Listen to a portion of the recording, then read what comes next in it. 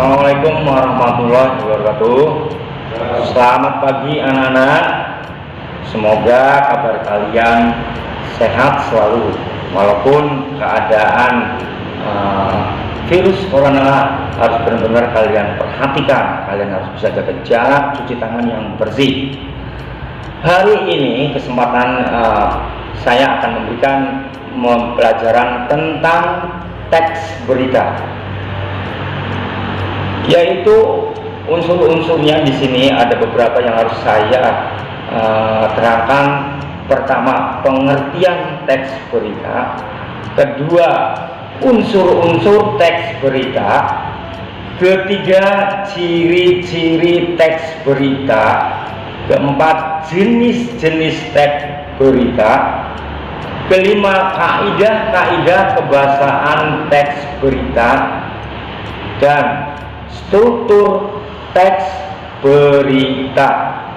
Juga yang harus diperhatikan dalam membuat teks berita, yaitu ada syarat-syarat teks berita. Nah, untuk pengertian teks berita adalah yaitu sebuah teks yang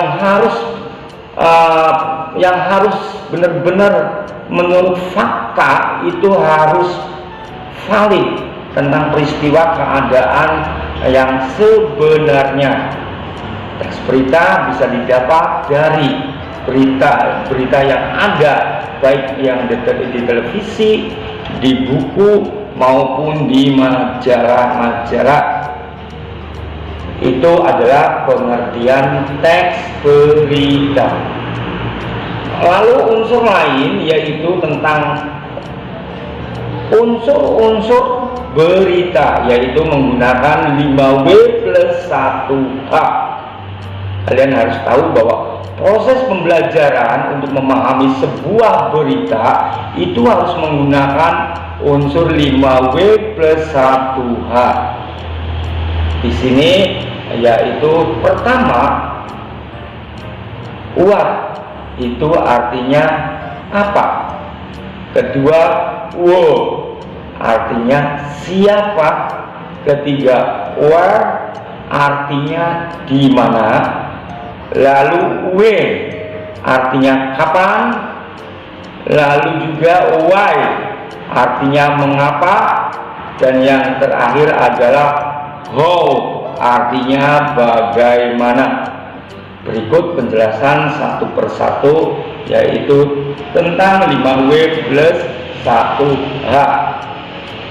Yang pertama, what, yaitu suatu berita dikatakan baik jika memahami unsur, yaitu berisi pernyataan yang dapat menjawab apakah yang terjadi. Nah, itu adalah unsur pertama untuk bisa mendapatkan sebuah berita yang baik. Lalu urutan berikutnya adalah wo, artinya siapa.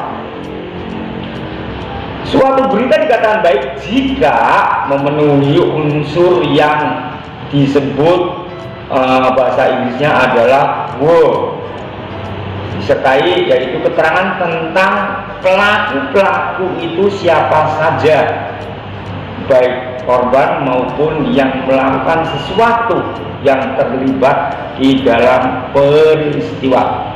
Kemudian yang berikutnya adalah when, yaitu yang ditanyakan tentang waktu. Berita bisa dikatakan baik jika di situ ada sebuah waktu, ya, karena waktu itu memberikan sesuatu batas kejadian yang sebenarnya. Yang keempat, where, itu artinya ya di mana. Berarti teks berita yang ditanyakan tentang tempat kejadian, di mana itu kejadian. Berita dikatakan baik jika dicantumkan tentang tempat. Tanpa adanya tempat berita itu tidak akan valid. Kemudian yang kelima yaitu why, yaitu siapa. Di sini dikatakan baik jika memenuhi unsur why, yaitu siapa. peristiwa itu, di dalam peristiwa itu. Kemudian yang keenam adalah yaitu artinya bagaimana. Berarti kita harus menyimpulkan dari awal sampai akhir, kemudian ada kesimpulan bagaimana peristiwa itu sebenarnya terjadi. Nah itu. Jadi unsur-unsur 5W plus 1H akan mendapatkan sebuah berita yang valid tanpa adanya menggunakan 5 unsur 5W plus 1H. Kita tidak akan mendapatkan suatu berita yang valid ataupun yang baik. Kemudian yang selanjutnya adalah ciri-ciri teks berita. Ini ada ciri-cirinya untuk membedakan apakah itu teks berita atau bukan. Yaitu berita merupakan suatu yang benar-benar terjadi dan merupakan yang bukan sesuatu yang biasa terjadi. Itu baru ciri-ciri teks berita yang baik.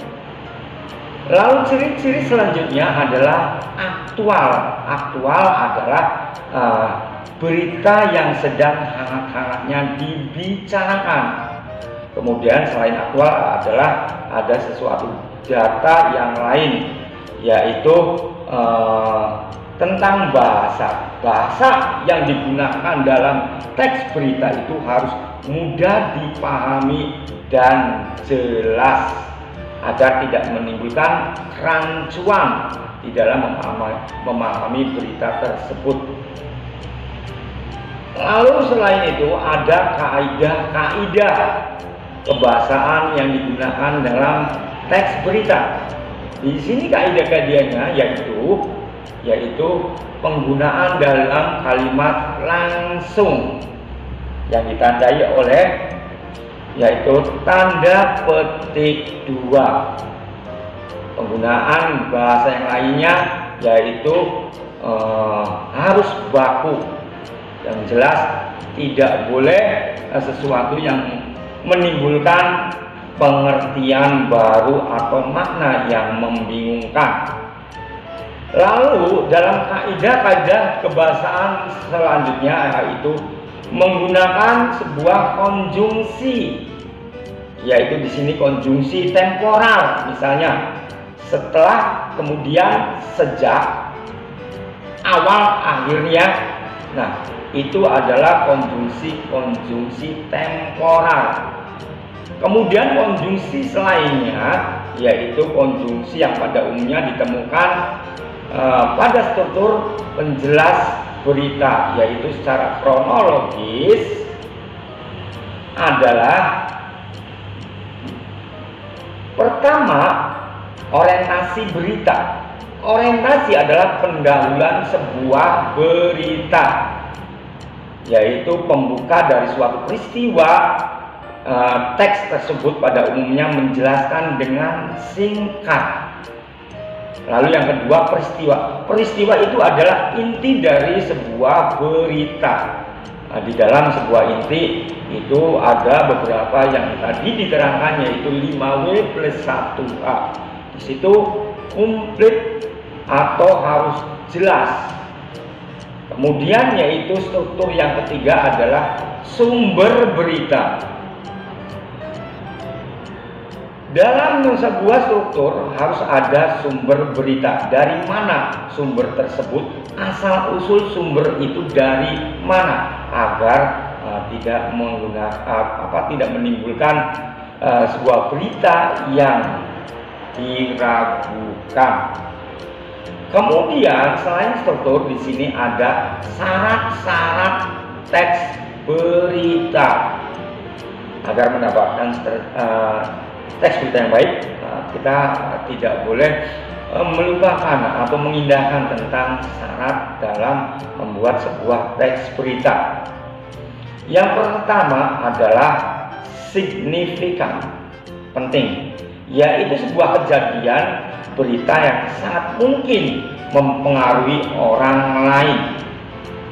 Kedua adalah magnitude, yaitu besar. Berita harus merupakan kejadian yang besar atau yang kita bisa menimbulkan suatu rasa penasaran sehingga orang berminat untuk mengetahui berita tersebut. Lalu yang berikutnya adalah ada timeline, yaitu waktu. Peristiwa hari ini lebih layak dijadikan berita yang harus lebih baik dari peristiwa yang kemarin. Kemudian ada pendekatan yang disebut proximity. Itu sebuah pendekatan yang harus dekat dengan pembaca. Kemudian di sini ada prominence yang disebut terkenal. Artinya berita harus menyangkut semua hal agar pembaca lebih jelas. Lalu yang terakhir adalah ada human interest, manusiawi. Artinya itu peristiwa yang diberikan dapat memberikan sentuhan perasaan bagi pembaca agar pembaca itu lebih betah untuk membaca sebuah berita. Itulah teks berita yang barusan saya jelaskan. Mudah-mudahan teks berita bisa membuat kalian jelas dan agar kalian tidak membingungkan, maka kalian lebih banyaklah membaca. Semakin kita banyak membaca, maka akan semakin menambah pembendaharaan kata. Semakin banyak pembendaharaan kata, kita akan semakin mudah untuk memahami dan mendapatkan sebuah berita. Itulah pertemuan untuk teks berita hari ini. Mudah-mudahan bermanfaat bagi kalian. Assalamualaikum warahmatullahi wabarakatuh.